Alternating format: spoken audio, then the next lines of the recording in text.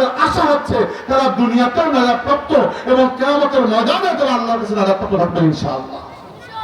আমরা এটা বিশ্বাস করি কি জন্য? কারণ এই সেই মা বাবা যাদেরকে আল্লাহর নবীর জন্য আল্লাহ রাব্বুল আলামিন নির্বাচন করেছেন। হালিমা রাদিয়াল্লাহু আনহার বড় সৌভাগ্য যে তিনি আল্লাহর নবীর দাওয়াতের জীবন পর্যন্ত পেয়েছিলেন এবং হালিমা সাদিয়া আল্লাহর নবী সাল্লাল্লাহু আলাইহি ওয়াসাল্লামের প্রতি ঈমান এনেছিলেন। হালিমা রাদিয়াল্লাহু আনহা, আমি বেশি লম্বা করব না, 5 মিনিটের মতো শেষ করব, একটা পর্যন্ত সময় সংক্ষিপ্ত করে বলি। হালিমা সাদিয়া রাদিয়াল্লাহু আনহা ইসলাম কবুল করেছেন অনেক বছর পরে।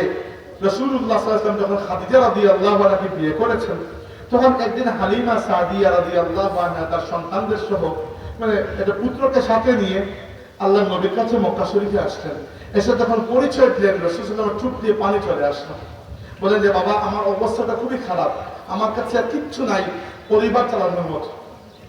আল্লাহ নবী সাল্লাল্লাহু আলাইহি ওয়াসাল্লাম নিজের চাদর মুবারক খুলে হালিমার জন্য বিছিয়ে দিলেন এবং খাদিজা রাদিয়াল্লাহু আনহাকে বললেন, খাদিজা, আমার মা হালিমা এসেছেন।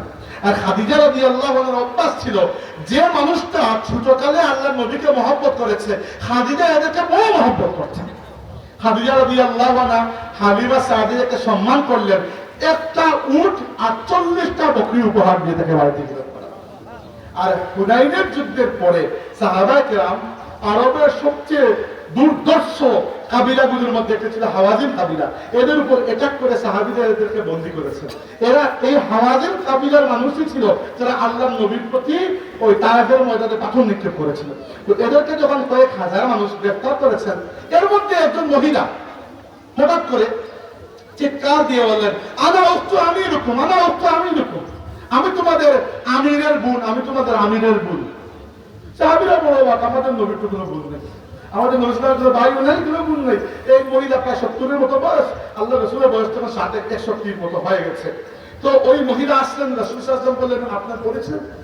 কারণ দেখা হয় নাই, শেষ দেখা হয়েছিল যখন আল্লাহ রাসূলের বয়স 4 বছর, আর এখন রাসূলুল্লাহর বয়স 61 বছর।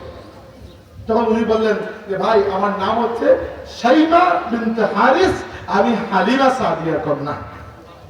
রাসূল সাল্লাল্লাহু আলাইহি ওয়াসাল্লাম ছুট দিয়ে পানি চলে আসলো। আল্লাহ নবী সাল্লাল্লাহু আলাইহি ওয়াসাল্লাম চাদর মুবারক বিছিয়ে বসালেন তাকে এবং বসিয়ে বললেন যে আপনার কাছে কি কোনো প্রমাণ আছে সেই সময়ের? হালিমা সাদিয়ার কন্যা শাইমা বিনতে হারিস রাদিয়াল্লাহু আনহা বললেন যে ভাই, আমি তোমাকে প্রায় সময় কুলে নিয়ে খেলতাম, আর একটু বড় হওয়ার পর তোমাকে ঘাড়ে নিয়ে আমি খেলতাম, আর তোমাকে নিয়ে চলতাম, আর মেঘ এসে ছায়া দিত, আর আমি কবিতা পড়তাম, আল্লাহ আমার ভাই মুহাম্মদকে তুমি দুনিয়া আখিরাতের বাদশা বানিয়ে দিও। আমি দোয়া করতাম, আল্লাহ আমার ভাই মুহাম্মদকে তুমি বাদশা বানিয়ে দিও। আর তুমি শিশু বাচ্চা, একদিন আমার ঘাড়ের মধ্যে একটা কামড় দিয়েছিলে, এই কামড়ের দাগ এখনো আমার ঘাড়ের মধ্যে রয়ে গেছে। তিনি যখন এটা দেখালেন, আল্লাহ নবী সাল্লাল্লাহু আলাইহি ওয়াসাল্লাম চিৎকার দিয়ে কাঁদলেন এবং কেঁদে বললেন যে বোন, আপনি যদি আমার সাথে মদিনায় যেতে চান, মাহাব্বাতান ওয়া মুআজ্জামা, আমি আপনাকে মহব্বতের সাথে তাজিমের সাথে মদিনায় আমার কাছে রেখে দেব। আর আপনি যদি আপনার পরিবারের কাছে যেতে চান, মুহাব্বাতান ওয়া মুআজ্জামা, আমি আপনাকে আপনার পরিবারের কাছে পৌঁছে দেব। হালিমা সাদিয়া বলে, আমি আমার পরিবারের কাছে যেতে চাই আর একটা আরজ করতে চাই, আমার খাতিরে যদি আমার হাওয়াজিন পুত্রকে আপনি ছেড়ে দেন। আল্লাহর নবী এক শাইমা রাদিয়াল্লাহু আনহার খাতিরে তার সমস্ত কাবিলার মানুষকে মুক্তি দিয়ে দিলেন। আচ্ছা, ওই কাবিলা ভিড়ে যায় নাই, মুক্তি পেয়ে প্রত্যেকটা মানুষ এসে আল্লাহর নবীর হাতে ইসলাম কবুল করে ফেলছে। এই হচ্ছেন আল্লাহর নবী সাল্লাল্লাহু আলাইহি ওয়াসাল্লামের জীবনের ওই ছোটকালের কিছু মানুষ। একজন মানুষের কথা বলে শেষ করছি, যাকে আল্লাহ নবী বলতেন উম্মি বাদা উম্মি, আমার মায়ের পরে দ্বিতীয় মা। তিনি হচ্ছেন আল্লাহর রাসূলের মা আমিনার গৃহকর্মী, তার নাম ছিল বারাকা। আর বারাকা তাকে ডাকা হতো না, তাকে ডাকা হতো উম্মে আইমান নামে। উম্মে আইমান সেই মহিলা, সেই ছোট্ট মেয়ে যিনি একা 6 বছরের বাচ্চা মুহাম্মদুর রাসূলুল্লাহ সাল্লাল্লাহু আলাইহি ওয়াসাল্লামকে নিয়ে এসে আমিনাকে কবর দিয়ে দাদার কাছে এসে পৌঁছে দিয়েছিলেন এবং আল্লাহর রাসূল দুনিয়া থেকে বিদায় নেওয়া পর্যন্ত তিনি জীবিত ছিলেন বৃদ্ধা অবস্থায়, এবং তার একমাত্র কাজ ছিল তিনি আল্লাহ নবীর জন্য কাঁদতেন আর কাঁদতেন। মাঝে মধ্যে আবু বকর রাদিয়াল্লাহু আনহু এবং ওমর ইবনে খাত্তাব রাদিয়াল্লাহু আনহু তাকে দেখতে যেতেন। দেখতে যাওয়ার পর তারা বলতেন যে আপনার মুখের দিকে তাকালেই আল্লাহ নবীর কথা মনে আসে।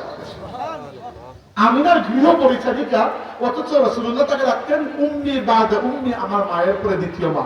তো আল্লাহ নবীর তার একজন মা ছিলেন, এক মা হচ্ছেন তার জন্মদাত্রী মা আমিনা সালামুল্লাহি আলাইহা, 2 নম্বর হচ্ছেন তার প্রথম সেই মা যিনি তাকে দুধ পান করিয়েছিলেন, তিনি হচ্ছেন আবু লাহাবের ভাগ্নি, নাম ছিল সুয়াইবিয়া। 2 নম্বর তার দ্বিতীয় দুধ মা হালিমা সাদিয়া। তার দুই দুধমাই ইসলাম কবুল করেছেন। আল্লাহ নবীর আরেকজন দুধমা ছিলেন, ওনার নাম আমি ভুলে গেছি, নাম খুঁজে পাই নাই, আমি খুঁজেছি সিরাতের কিতাবে, শুধু লেখা আছে আরেকজন মহিলা আল্লাহ নবীকে দুধ পান করিয়েছেন। তাই চারজন মহিলার দুধ আমাদের নবী পান করেছেন। নিজের মা আমিনা রাদিয়াল্লাহু আনহা, এরপরে 2 নম্বর সুয়াইবিয়া আবু লাহাবের দাসী, উনিও ইসলাম কবুল করেছেন রাদিয়াল্লাহু আনহা। 3 নম্বর হালিমা সাদিয়া, উনিও ইসলাম কবুল করেছেন রাদিয়াল্লাহু আনহা। আর 4 নম্বর আরেকজন মহিলা, ওর নাম আমি খুঁজে পাই নাই সিরাতে, আমি ইবনে হিশাম দেখেছি, তারপরে তাবারি দেখেছি, তাবাকাত ইবনে সাআদ দেখেছি, পাই নাই, থাকতে পারে অন্য কোনো জায়গায়। ওই 4 জন মহিলা দুধ পান করেছেন আল্লাহ নবী সাল্লাল্লাহু আলাইহি ওয়াসাল্লাম। আর আরেকজন মা ছিলেন কে? মায়ের পরে মা বলছেন আল্লাহ নবী আমিনা, গৃহ পরিচারিকা উম্মে আইমানকে।